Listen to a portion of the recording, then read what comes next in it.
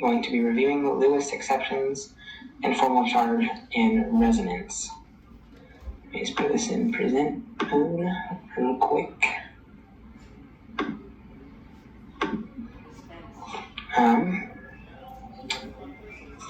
So to start out, so resonance is defined as the delocalization of electrons within certain molecules. It involves constructing multiple Lewis structures that, when combined, represent the full electronic structure of the molecule. So to start out, I'd like to review real quick how to draw Lewis structures first of all.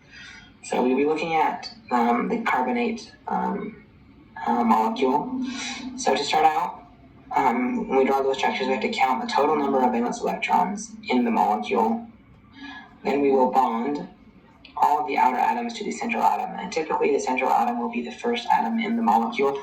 So in this instance, it is going to be the carbon, and then we will branch out and bond the 3 oxygens. And then with the remaining valence electrons, we will be completing the octets around each individual atom. So I went ahead and already calculated there was 26 valence electrons in the carbonate atom. Because there's a 2-, we will add 2 more oxidants to the existing 24. So let's look here for this. We will see that there is a so carbon in the middle. Then we will go ahead and do the bonds. So we'll do 1, 2, 3, and then we know that carbon needs to have 8. So we'll go ahead and add a double bond here. So that will give us 2, 4, 6, 8 valence electrons. Then we'll complete the circles. 9, 10, 11, 12, 13, 14, 15, 16, 17, 18, 19, 20, 21, 22, 23, 24, 25, 26. Okay. And then continuing on, resonance structures are used when a single Lewis structure cannot fully describe the bonding. The combination of possible resonance structures is defined as the resonance hybrid. So because there's a double bond in this atom, or this molecule, we have to go ahead and assume and imagine that this double bond and these remaining 2 electrons can float around and delocalize. So they can float around the central atom and go ahead and move to the oxygen in the bottom right, or even move to the oxygen in the bottom left. And this is where we have to consider this idea of resonance, the idea that these oxygen, or these electrons delocalize and move about. So one does not suffice. In general, molecules with multiple resonance structures will be more stable than one with fewer. And some resonance structures contribute more to the stability of the molecule than others. So when we draw resonance structures, we have to also include these 2 arrows on either side, showing that they're all connected and they all represent the same molecule. And it also, offers the idea that truly that lone pair can float around and move freely around these molecules. So one thing to note, though, is that resonance structures aren't necessarily real, but the actual molecule, when we actually need to know in literal terms what it looks like, it's a weighted average of all these resonance structures. So this idea that these electrons can move about, we will average that out and find the molecule as a whole. Okay, so moving on, what does delocalization mean? Delocalization is rather defined as the spreading of electrons over more than one bond. Like I said, the double bond will move around freely around the carbon and delocalize and move to other oxygens. So we can see here, however, all of these bonds are the same length. Even though some are double and some are single, they're the same length. And a charge on each outer oxygen will be between -1 and 0. We see there that the oxygen on the top, on the first Lewis structure, is a 0, and then there's negative and negative. But as the double bond moves, the negatives will move as well. So those electrons delocalize, thus creating a bond order between 1 and 2. And so bond order is defined as the difference between the number of bonds and antibonds. The bond number itself is the number of electron pairs between a pair of atoms. So here, this is actually something very important as we move into like valence bond theory and other theories. We need to know what the bond order is. So we know there's an equation to solve this, just like there is in everything. So what we learned is that the number of pairs of bonding electrons over the number of bonding positions. And so in simpler terms, something I like to think of in a way that I've always kind of imagined it is that the number of bonds in the molecule over the number of atoms. So we see here around the carbon there will be 1, 2, 3, 4 bonds over the number of atoms or bonding positions. So there's 1, 2, 3, and it's the same for each Lewis structure. We see that there's 1, 2, 3, 4, 1, 2, 3, 1, 2, 3, 4, and 1, 2, 3. So this image right here displays it, very easily once again. If you just write out bond order equals number of bonds over number of atoms, 4 over 3, to give us 1 and 1/3. So why do we draw them if they aren't actually real? This is actually a question I had, but like I said, it helps us calculate bond order, and it helps us count, the number of valence electrons and electrons in the molecule easier. So there are some rules as well, just like we talked about the rules of Lewis structures, but we're going to basically just follow the same rules, count the number of valence electrons, draw the bonds, and then complete the octet rules. But when we're creating resonance structures, it's important that we keep the same arrangement. So the oxygen bonded to the nitrogen here, and the oxygen bonded to the nitrogen here. Even though it's a double bond, it's the same order over here. The double bond just shifts, and so does that lone pair. So we see here, nitrogen will always remain in the middle, and that negative charge, the net charge, must stay the same as well. So we see that the 6 valence electrons moved over here, and then the double bond is moved over there. But the order and the angle also did not change at all. And then we have the arrow as well to show that those are, resonating, and that double bond, shifts randomly. However, not all resonance structures contribute equally to the delocalization. So let's consider the carbon dioxide molecule here. It has varying resonance structures. The structures do not contribute equally. So there we go. Here they are. So we see here that the first one was drawn with double bonds on both the oxygens. Then here triple bond, single bond, and a triple bond. So this is interesting to consider. So one thing we have to take into account when drawing resonance structures is the formal charge on each individual atom in the molecule. So we learned previously that there's an equation, just like bond order, to solve for the formal charge of an atom. And that equation is the normal number of valence electrons minus the number of valence electrons, so the number of valence electrons minus the number of electrons in lone pairs minus 1/2 times the bonding electrons.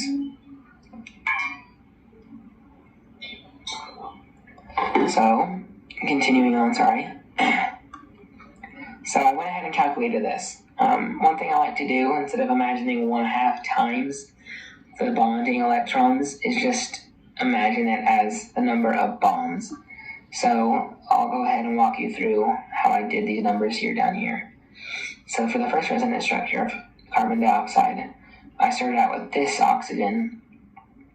So we know oxygen, looking at the periodic table of elements, will have 6 valence electrons because it's in the 6th column.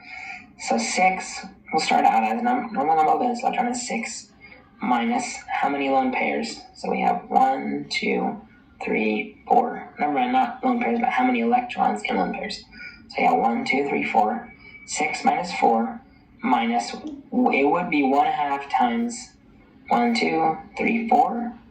So 1/2 times 4 is 2. But rather thinking it like that, I think it's more simple to think of it as how many bonds there are. So it's 2, bonds. So 6 minus 4 minus 2 gives us 0. Moving on to carbon, we see the number of valence electrons on carbon on the periodic table of elements is 4. That's from the period it's in. So we'll go ahead and do 4 minus, and then 0, because there are no lone pairs on this atom. And then minus 4 is the number of bonds there are. So 4 minus 0 minus 4 equals 0 as well. Then for oxygen, we'll think of it as 6 valence electrons minus 1, 2, 3, 4 minus 1, 2. So 6 minus 4 minus 2 is 0. Moving on to the second resonance structure, same thing. 6 valence electrons. Sorry. 6 valence electrons minus 2 lone pairs minus 3 bonds. It would be 1/2 times 2, 4, 6. 1/2 times 6 is 3. But like I said, I think it's a lot easier for us to just imagine it as a number of bonds. So 6 minus 2 minus 3. Then for carbon, it's the same thing almost as it was in the resonance structure of 1. So 4 minus 0 lone pairs minus the 4. Sorry. And then the oxygen as well would just be 6 minus 1, 2, 3, 4, 5, 6 minus the 1, negative 1. And then for the third resonance structure, we'll go ahead and do it again. 6 minus 6 minus 1, negative 1. Carbon 4 minus 0 minus 4, 0. 6 minus the 2 minus the 3 will give us a plus 1. So there you have it. That's how you calculate formal charge. And formal charge is very important as we take on the next question. How do we understand and know which resonance structure is the best? So the number one rule, or thing to remember, is that the minimal amount of charge on all atoms will give us the best resonance structure. So if we go back and we take here, for example, we see that this will have a negative 1, a 0, and a 1. That's, it's good we have a 0. We have some, minus and plus 1. Here we'll have a plus 1, 0, and a negative 1, which is good, it's pretty close. But then for here, this would obviously be the best, now that we know, because there are no charges on each of these atoms. There's no formal charge. So technically, and quite literally actually, the best resonance structure would look like this. The double bonds cancel out with the lone pairs, giving us a formal charge on each atom of 0. So it truly minimized the formal charges. And then something to remember always is that when it's unavoidable, we will have to put negative charge somewhere. It's important to factor in which atom is the most electronegative and put the negative charge there. So here we have the same atoms of oxygen on both sides, but if it were to be a different atom, let's say nitrogen, we would put the formal charge on the oxygen because it is more electronegative than the nitrogen. So it's always good to remember that. And then something as well, we know the resonance structure is the best because the net charge remains the same. Just like we looked at this over here, the net charge remains the same. So it has to, for it to be, good. And then the bonding framework of the molecule must remain the same. This is the point I really want to make and reiterate. We cannot change the order of the molecules, or the atoms in the molecule. We cannot make it an OC, we can't make it a COO. We have to keep it as an oxygen, carbon, oxygen, oxygen, carbon, oxygen, oxygen, carbon, oxygen. And that's just to show that, once again, resonance structures just show that lone pairs and bonds move, but not the order of atoms. Okay? But however, there are exceptions to the rules. So let's look at the molecule of nitrogen bonded with oxygen. We see here. So the molecule's Lewis structure at first glance looks fine. However, we notice, though, that this nitrogen isn't completing its octet rule. There is an unpaired electron sitting above, which means it is also lacking, the octet rule. Here the oxygen is fine because we have 1, 2, 3, 4, 5, 6, 7, 8. But nitrogen we have 1, 2, 3, 4, 5, 6, 7. So we're missing that 8th valence electron. It's important though that we can understand that some molecules and some atoms in certain instances can have less than 8 electrons. So if we look at boron bonded with fluoride, we see that boron could try and suffice its rule and get the eight valence electrons, but that's not right because this molecule only needs 24 electrons. So if we were to add an extra here, it would be going over the number of electrons. It looks pretty for the boron, but it's not correct. So if we consider this one here, we see that boron is bonded to 3 fluorines, giving it only 6 valence electrons.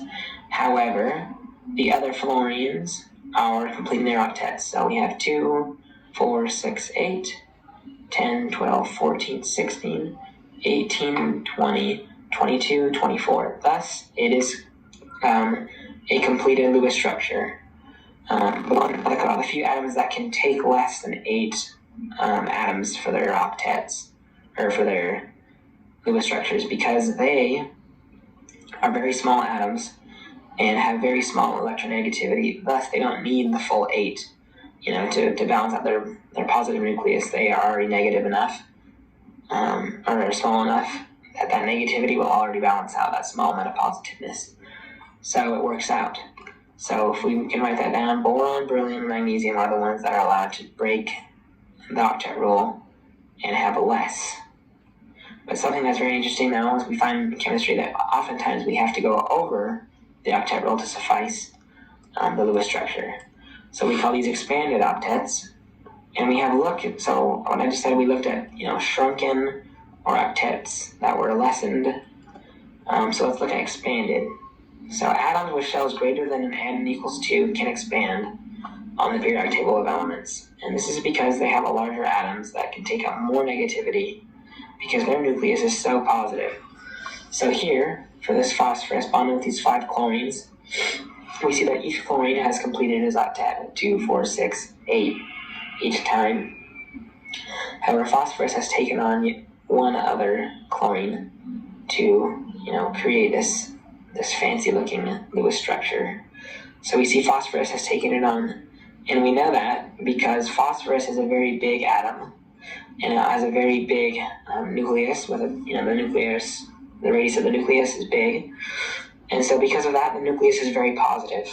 And so this idea that it can take on more electrons, which are negative, happens and is able to occur because it's so positive. So very positive with some negativeness, you can add more negativeness to bond and allow that equilibrium and that bond to occur.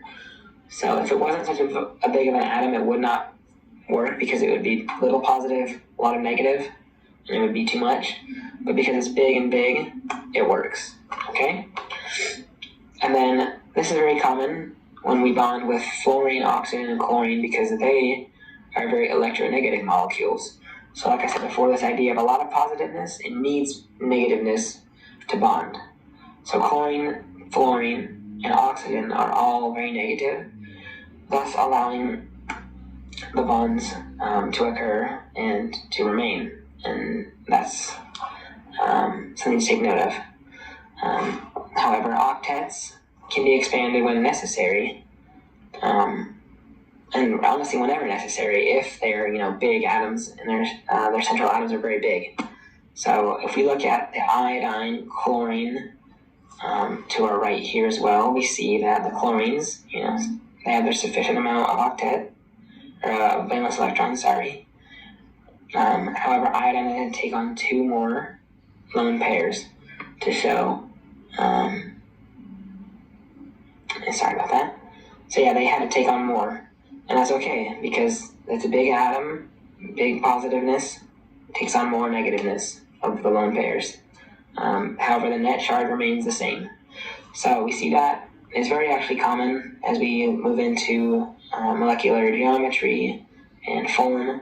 So it's very important that we understand that big atoms can take on more lone pairs and negativeness, okay? Let's review real quick, all of what we've gone over. So resonance has to do with delocalization of electrons. It can be between their bonds, it can be between their lone pairs. However, net charge always remains the same, as well as the shape of the molecule. Okay.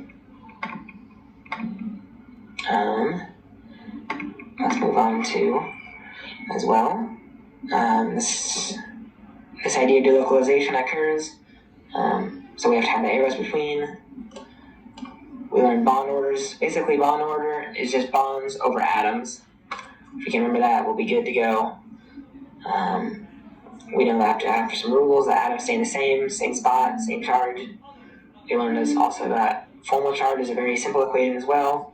Number of valence electrons minus number of electrons in lone pairs minus bonds rather than, minus bonds. 6 minus 4 minus 2 here. We got that down. We learned that the best resonance structures, one has a minimal charge. And then we learned that certain atoms like boron, beryllium, magnesium can take on less than 8. And we learned that many other atoms can take on more because they're so big. But typically occurs when they're bonded to fluorine, oxygen, and chlorine. So I hope that this has been helpful, reviewing these few equations and reviewing a little bit about resonance and when we need to take it into account. I know that we're going to do also on this final, and I hope that this has helped. These equations really aren't that hard, and so yeah, that's what I have to say. Thanks for watching.